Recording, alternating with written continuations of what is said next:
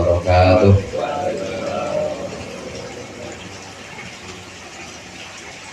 Al-Fatihah.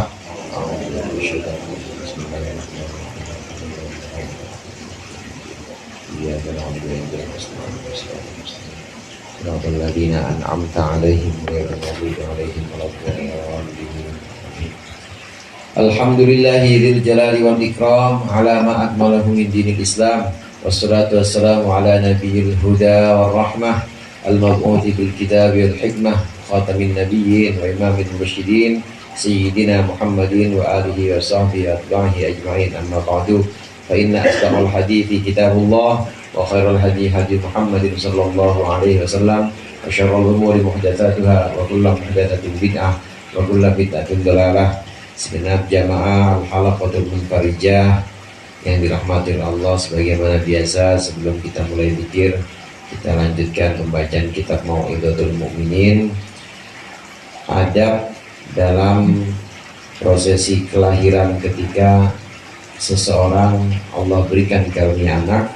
Yang pertama, hendaklah dia tidak terlalu bahagia atau girang dengan hadirnya laki-laki, tidak juga sedih dengan hadirnya perempuan. Artinya laki-laki dan perempuan itu sama saja. Kemudian yang kedua, qala al-mu'allif rahimahullah wa nafa'ana bihi wa bi ulumihi fid dharain amin. At-tsani ayyu'adzina fi udunil mauludi hina wiladatihi. Yang kedua, hendaklah dia seorang bapak mengadzani fi udunil mauludi, dalam telinganya bayi yang baru dilahirkan, hina wiladatihi, ketika kelahirannya. Sebagaimana yang kita lakukan ini, tentunya saya yakin bahwa Bapak sekalian sudah melakukan ini. Ketika bayi lahir, maka kemudian digendong sama bapaknya, diadani di telinga kanan, kemudian telinga kiri dikomatin, dikomah. Balik lagi, telinga kanan lagi, baca inna anzalnahu fi lailatul qadr wa ma adraka ma lailatul qadr.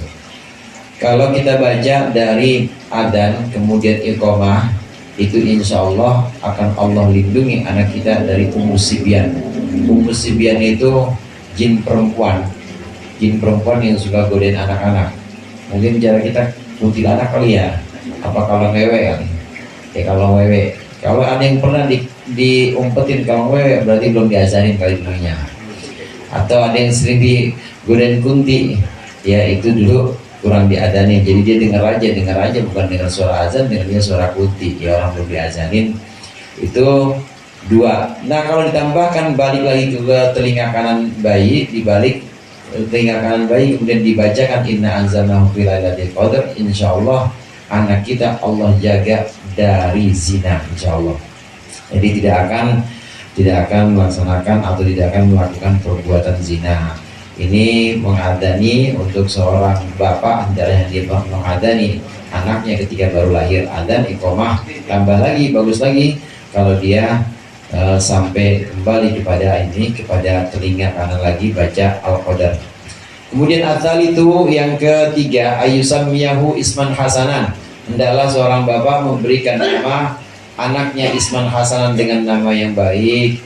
Wa man kana lahu ismun makruhun, barang siapa yang memiliki nama yang tidak disukai, yustahabbu tabdiluhu, maka disunnahkan tabdiluhu, untuk menggantinya. Hendaklah anaknya dinamakan dengan anak yang bagus. Anak yang paling bagus atau nama yang paling baik itu yang pertama adalah Abdullah, kemudian yang kedua Abdurrahman, yang ketiga Muhammad, yang keempat Ahmad. Itu yang paling bagus tuh kalau dikasih nama. Boleh Abdullah, boleh Abdurrahman, boleh Muhammad, boleh Ahmad. Itu nama-nama yang bagus. Namakan dengan nama-nama yang baik. Insya Allah dengan nama-nama baik ini, terutama nama-nama yang memang ada hubungannya dengan nas hadis yang disebutkan oleh Rasulullah, yaitu 4 nama itu, insya Allah ini nama untuk anak yang nanti juga dapat jaminan syafaat di akhirat. Fa inna li dimmatan minhu bitasmiyati, kata Imam Busiri. Imam Busiri itu nama aslinya Muhammad Al-Busiri, Muhammad Syarafuddin Al-Busiri. Beliau ketika bermunajat wahai Rasulullah, kalau memang engkau memiliki kelapangan, masa iya untuk numpang aku sedikit saja, barang satu orang masa nggak bisa. Ya akromal khalqi ma liman aludu bihi siwaka inda hulul hadithil amimi. Kalau sudah datang pancabaya, kalau sudah datang kesulitan dari kiamat, masa aku tidak bisa numpang. Fa innali rimmatan min tasmiyati. Sungguhnya aku punya jaminan, namaku nama Muhammad. Nah, dengan nama Muhammad itu dapat jaminan. Jadi waktu dipanggil manismuhu Muhammad, siapa yang namanya Muhammad? Masuk semua, masuk Pak. Udah jadi ini, udah jadi jaminan nama Muhammad di situ, insya Allah masuk surga. Namanya nama yang baik. Nah kalau udah kadung nama yang jelek, kalau yang belum terkenal amat gitu ya maka ganti aja bagus. Apalagi masih kecil, diganti lagi, selamatan lagi. Ya paling aktenya double. Jadi nanti ada lembar tambahan, revisi. Ar-rabi'u yang keempat, al-aqiqatu, akikah, anil dzakari bisyataini, untuk laki-laki, dari anak laki-laki atau bayi laki-laki, bisyataini dengan 2 ekor kambing, wa anil unta, dan dari anak perempuan bisyatin dengan 1 ekor kambing. Wa yatasaddaqu biwazni sya'rihi, dan adalah bersedekah seorang ayah dengan berat atau dengan bobot rambutnya bayi, rambutnya anak, dhahaban aw fiddatan, emas atau perak. Yang keempat, hendaklah seorang ayah ini mengakikahkan. Akikah itu 7 hari, hari ke-7 dari kelahiran, atau hari ke-14, atau hari ke-21, atau hari ke-40. Lewat dari itu masih bisa, asal belum balik anaknya. Kalau udah balik berarti udah lewat masanya, biarin anak itu nanti kekahi diri sendiri. Bapaknya gimana? Udah lewat, udah luput kesunatan akikah untuk bapaknya. Artinya yang boleh atau yang dapat pahala mengakikahkan nanti anaknya sendiri kalau dia sudah balik. Ini kekah 2 ekor kambing untuk laki-laki, 1 ekor untuk perempuan. Kambingnya laki atau perempuan? Boleh laki atau perempuan, nggak apa. Boleh, bagusnya ya yang laki. Kemudian setelah itu dalam prosesi kekah itu biasanya juga ada potong rambut, dicukur rambutnya. Cukur, biasanya bacain marhaban tuh keliling. Itu mah simbol aja. Ya elokkan sambil botak. Pas waktu diri pegal juga kan, enggak, itu simbol. Nanti dirapihin lagi di kamar. Nah, habis itu dikumpulin rambutnya, ditimbang. Kalau ada 1/2 gram, ya beli emas 1/2 gram atau dinilai 1/2 gram emas. Kalau ada 1 gram, ya dinilai 1 gram emas berapa? 800.000. Ya udah 800.000 disedekahi. Perak juga boleh, perak.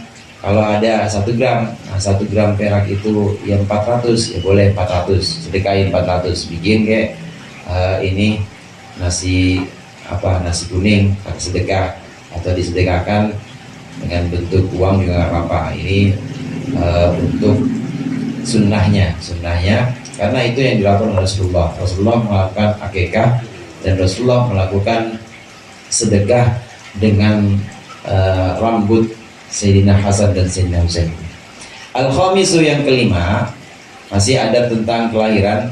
Ayyuhan nikahu bitamrotin aw halawatin, hendaklah seorang ayah mentahniknya atau seseorang mentahnik anak itu bitamrotin aw halawatin, dengan korma atau dengan yang manis. Ruwiya dzalika min fi'li sallallahu alaihi wasallam, diriwayatkan itu semua dari perbuatan Nabi sallallahu alaihi wasallam. Bahwasannya Siti Aisyah radhiyallahu anha mengatakan, kana Rasulullah sallallahu alaihi wasallam yu'ta bisibyan fa yubarriku wa yuhannikuhum, fa yubarriku alaihim wa yuhannikuhum. Kata Siti Aisyah, Rasulullah itu beberapa kali dibawakan anak-anak kecil, dan kemudian Rasulullah mendoakannya dan juga mentahniknya. Tahnik Pak, tahnik. Hannaka yuhanniku, tahnik. Bukan teknik, bukan. Teknik mah jurusan itu. Ini tahnik. Tahnik itu ngunyahin korma. Dikunyahin korma, kemudian disuapin ke anak yang kecil ini. Sedikit aja. Sedikit kormanya, kemudian dikunyahin sama kita bapaknya, kemudian dimasukkan ke mulut anak itu, disuapin, namanya tahnik.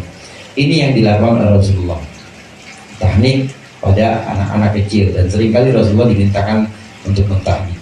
Kalau nggak ada korma, boleh yang lain yang manis-manis, tapi yang masih murni manisnya. Jadi jangan permen. Kalau permen kan udah olahan tuh, yang masih murni. Apa selain itu? Selain korma, anggur atau tebu misalnya, ya tebu tahnik aja, pokoknya sampai ini sampai halus, ya, sampai halus. Nah kemudian disuapkan ke bayinya, anak yang baru lahir. Ini yang namanya tahnik. Dan Rasulullah juga pernah untuk Sayyidina Husain, Rasulullah juga pernah istilahnya karena Rasulullah talafa fi famihi. Talafa itu artinya ngeludahin ke mulutnya Sayyidina Husain, diludahin ludahnya Rasulullah. Dan ini juga sering terjadi di kiai-kiai kita dulu, guru-guru kita dulu. Itu kalau kita pengen minta barokah, anak kita suruh mangap aja, anak kita suruh mangap terus ludahin. Tuh kiai dulu tuh yang belum tersentuh proposal, jadi yang belum ada urusan dengannya, yang benar-benar masih wirai, benar-benar masih waro, mangap, jadi mangap, diludahin sama kiainya, barokah tuh anak, besok jadi orang alim. Ya minimal bikin air mah bisa buat ngobatin orang, bisa barokah, barokah talaf atau barokah ludahnya kiai. Dan itu juga dilakukan oleh Rasulullah kepada Sayyidina Husain. Inilah sebagian dari sunnah-sunnah dalam adab kelahiran. Mudah-mudahan bermanfaat. Mari sama-sama.